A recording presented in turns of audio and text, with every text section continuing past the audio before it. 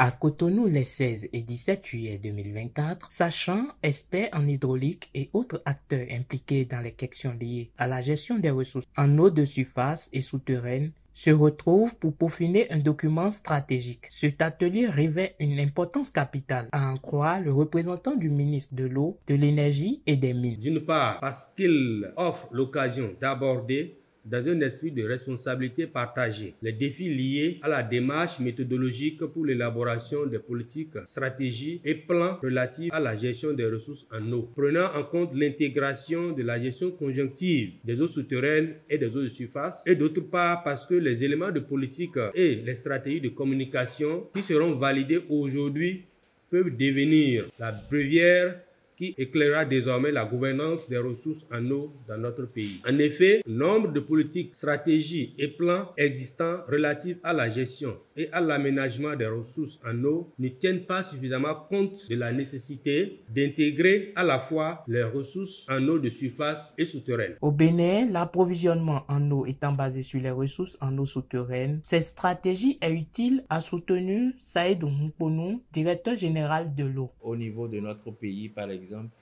l'approvisionnement en eau potable est surtout basé donc, sur les ressources en eau souterraines.